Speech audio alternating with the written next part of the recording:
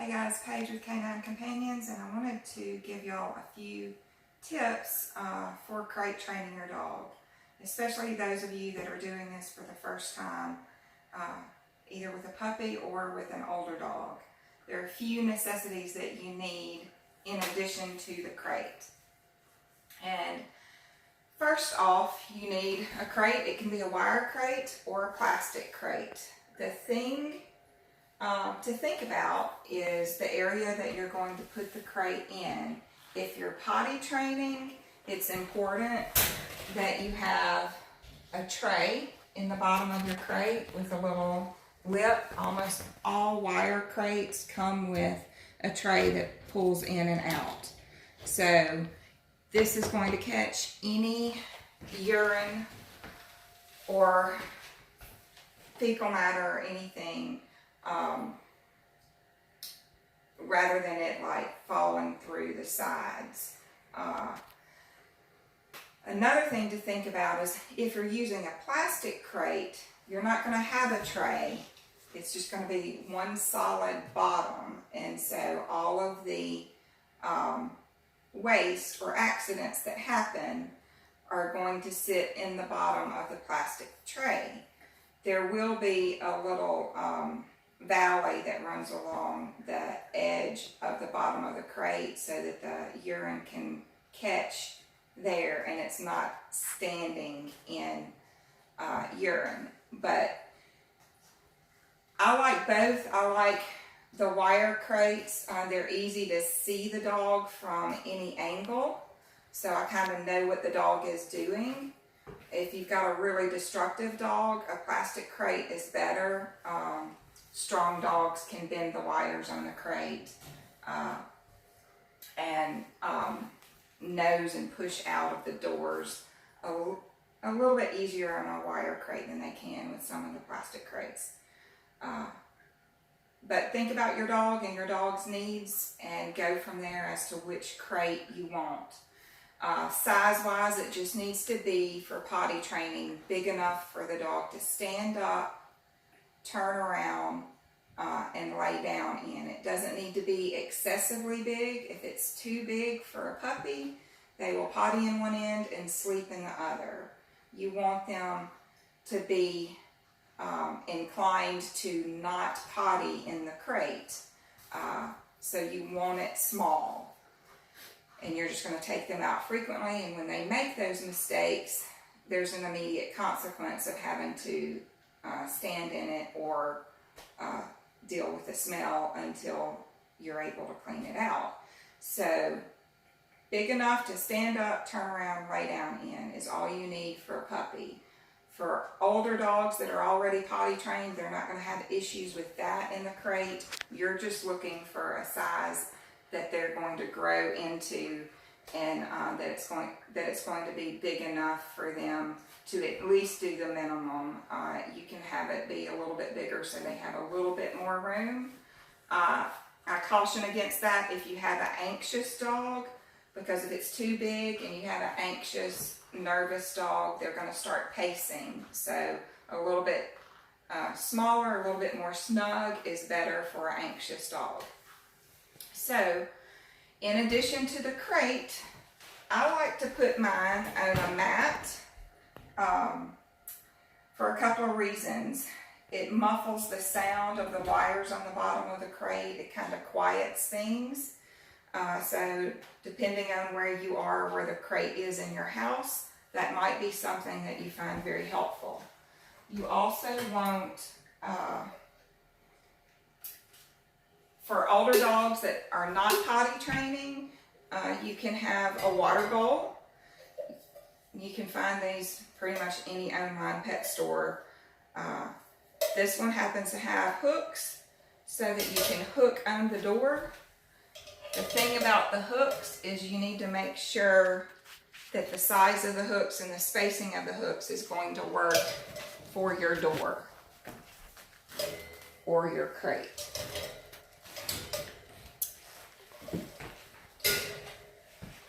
This one does not have hooks, and so I simply use a D-ring and hook it on the crate like so. Now, if you have a dog that likes to play in water or is somewhat prone to destruction and chewing things up, you probably don't want to leave any bowls in the crate with that dog. But for a pretty easy, happy-go-lucky dog that is mannerly in the crate, you can do this. But always make sure your D-ring is clipped facing out, not facing in. It's less likely to get hung on the dog or on the collar that way.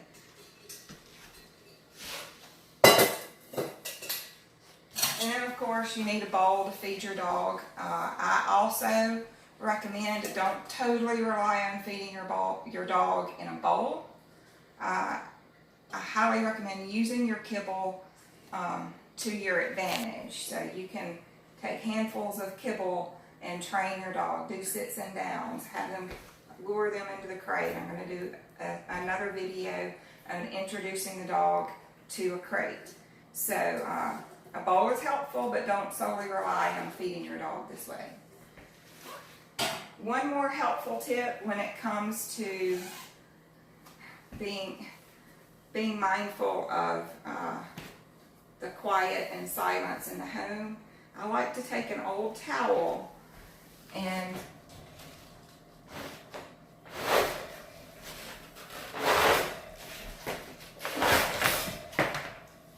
you see I have the wires resting on this mat, and that helps quiet things down.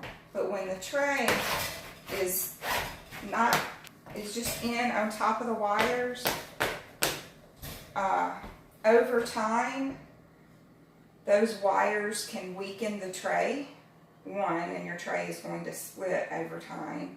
And two, it's louder. So the clinking around is louder when the tray is banging up against the bottom of those wires. So you can easily further muffle the sound by laying a towel between the crate wires and the tray.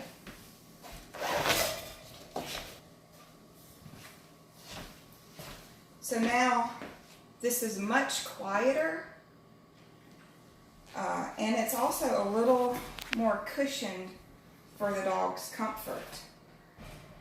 It's a little bit softer for the dog overall. Now again, this comes in handy in quieting things down, but you want to be mindful if you have a destructo dog. They may want to pull this into the crate and chew on it, and they may try and pull at the mat. So be very mindful of what you have surrounding your crate for the dog that you have. Is your dog going to get bored and try and pull things into the crate and chew on them?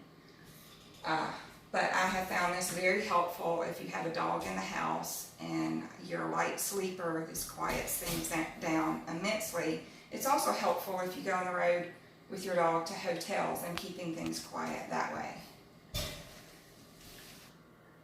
So I hope you have found this helpful. I just wanted to give you a few tips and tricks that I have found beneficial in housing multiple dogs at my house, keeping things quiet, keeping things clean and manageable. So stay tuned for more. I've got a few more videos I'm going to do on crate training your dog in the future. One other tool I have found that is extremely helpful is a Primo pad. I did a separate video on my Facebook page a while back on Primo pads, and these are extremely helpful for dogs that have already been potty trained and they reliably don't have any accidents in the crate. So once your dog is potty trained, consider getting a Primo pad. You can remove the tray from the bottom of the crate. You will no longer need it, and replace it with a pad. I get these from primopads.com, And the way you do it is you measure the inside of the crate and deduct 1 inch all the way around for the pad. And basically, it's really durable. I guess this is a heavy-duty vinyl, and it's got a pad in it, so having the pad helps with keeping things quiet, as I gave you tips on how to do that with the tray, but the pad quiets things even more, and then it's easy to clean. You can just spray it down, wipe it down periodically, and then put it back in the crate. It's also really beneficial for older dogs that might have joint issues. They might be getting abrasions on their elbows, so this will soften it for them, and it's helpful for dogs that are destructive dogs, like I mentioned. And if you have tried putting a dog bed or some kind of fluffy bed or blanket in there with the dog, and the dog just shreds it, this is not as easy to shred, but gives them a little padding and a little comfort. So you just put it in your crate. This one's not meant for this crate, but you can see they come in all sorts of different colors, so you can get them to match your decor if you want, or go with the standard black. So I hope y'all have found this video helpful.